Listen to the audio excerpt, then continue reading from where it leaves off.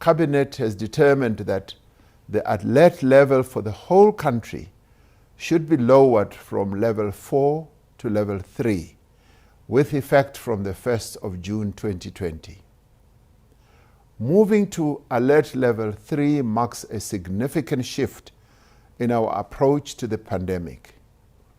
This will result in the opening up of the economy and the removal of a number of restrictions on the movement of people, while significantly expanding and intensifying our public health interventions. Even as we move to alert level 3, it is important that we should be aware that there are a few parts of our country where the disease is concentrated and where infections continue to rise. We will have what we call a differentiated approach to deal with these areas that have far higher levels of infection and transmission. These areas will be declared coronavirus hotspots. A hotspot is defined as an area that has more than 5 infected people per 100,000 people, or where new infections are increasing at a very fast pace. The following metros in our country have been identified as coronavirus hotspots: Tshwane, Johannesburg, Ekurhuleni, eThekwini, Nelson Mandela Bay, Buffalo City, and Cape Town. There are other areas that are also hotspots, and they being West Coast, Overberg, and Cape Winelands district municipalities in the Western Cape, Chris Hani district in the Eastern Cape, and Ilembe district in KwaZulu-Natal. We are particularly concerned about the situation in the city of Cape Town and in the Western Cape generally, which now has more than half the total infections in the country. We are attending to this as a matter of urgency.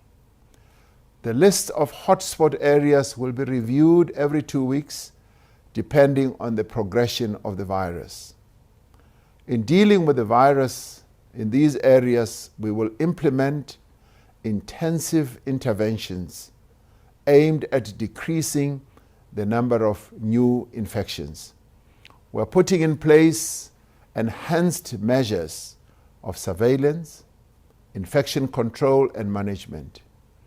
We will assign a full-time team of experienced personnel to each of these hotspots.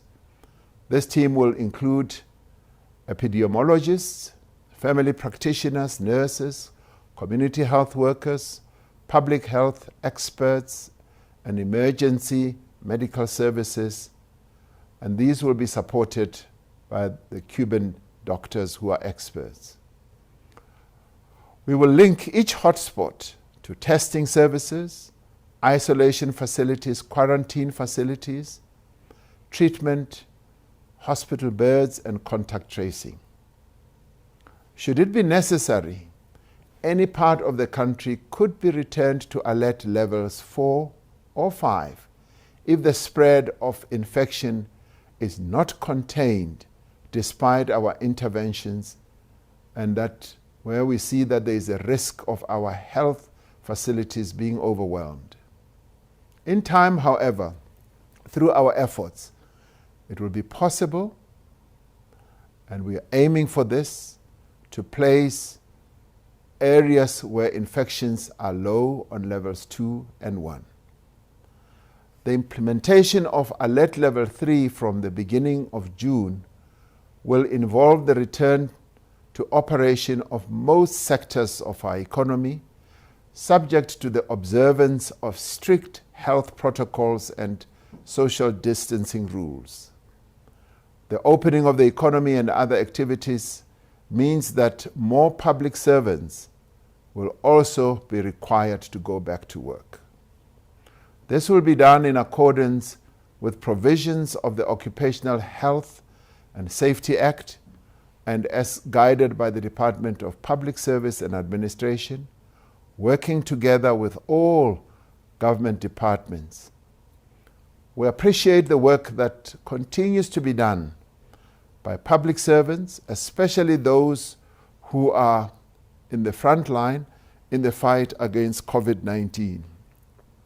The safety of all workers, including public servants, is a matter of concern to us.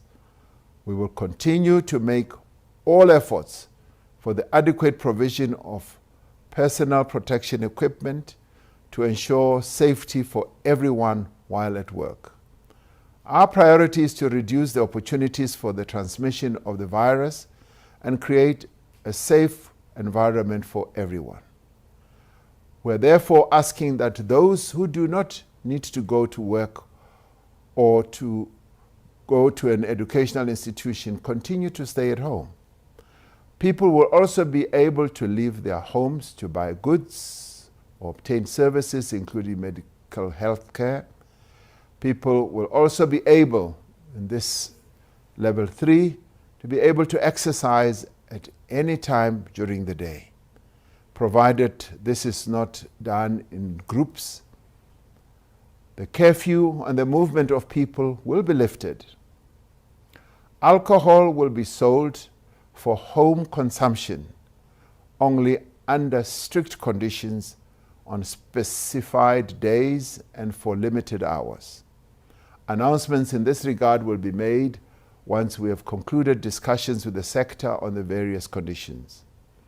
The sale of tobacco products will remain prohibited in Alert Level 3 due to the health risks associated with smoking. All gatherings will remain prohibited except for funerals with no more than 50 people or meetings in the workplace for work purposes. Any place open to the public where cultural, sporting, entertainment, recreational, exhibitional, organizational, or similar activities may take place will remain closed. We have had fruitful discussions with the leaders of the interfaith religious community on their proposals for the partial opening of spiritual worship and counseling services subject to certain norms and standards. We have all agreed to have further discussions on this issue and are confident that we will find a workable solution. In opening up the economy, we will rely on social compacts with all key role players to address the key risks factors at the workplace and in the interface between employees and the public. We will therefore be finalizing a number of sector protocols and will require every company to develop a workplace plan before they reopen their operations. According to these plans, companies will need to put in place sanitary and social distancing measures and facilities. They will need to screen workers on arrival each day, quarantine those who may be infected, and make arrangements for them to be tested. They also need to assist with contact tracing if employees test positive. Because of their vulnerability, all staff who are older than 60 years of age and those who suffer from underlying conditions such as heart disease, diabetes, chronic respiratory disease, and cancer should ideally stay at home. Employees who can work from home should be allowed to do so. Subject to these measures, all manufacturing, mining, construction, financial services, professional and business services, information technology, communications, government services, and media services will commence full-time reopening from the 1st of June. Appropriate restart and phasing in arrangements will need to be put in place for every workplace. Wholesale and retail trade will be fully opened, including stores, spaza shops, and informal traders. E-commerce will continue to remain open as well. Other sectors that opened previously, such as agriculture and forestry, utilities, medical services, food production and manufacture of hygiene products, will remain fully opened.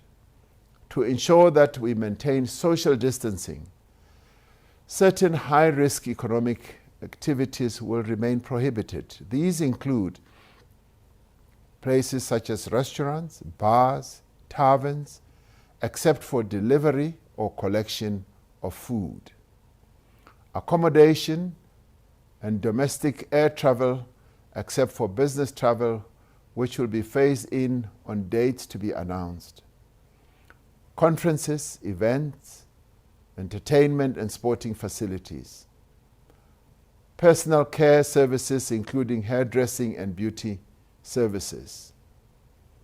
The return to work will be phased in so that the workplace can be made coronavirus ready. It must be done in a manner that avoids and reduces risk of infection. Our national borders will remain closed except for the transport of goods and the repatriation of our nationals. Now it is time for most of us to return to work and to resume parts of our lives that have been on hold since the lockdown began. However, I want to emphasize that the easing of some restrictions does not mean that the threat posed by the coronavirus has passed or that our fight against the disease is over. In fact, the risk of a massive increase in infection is now greater than it has been since the start of the outbreak in our country. Now is the time when we must intensify our efforts and deepen our cooperation. Now we look once again to you, to your actions and to your sense of responsibility. We look to you to uphold the sanctity of life and the dignity of all people. We also look to you to protect the weakest and most vulnerable amongst us. We look to you to demonstrate the solidarity and compassion that has characterized the response of the South African people to this crisis. In meeting this grave challenge, we will move ahead as one people, united in action and determined that we will surely overcome. At this time, more than any other, we are reminded of the words of the father of our nation, Madiba, when he said, "It is now in your hands."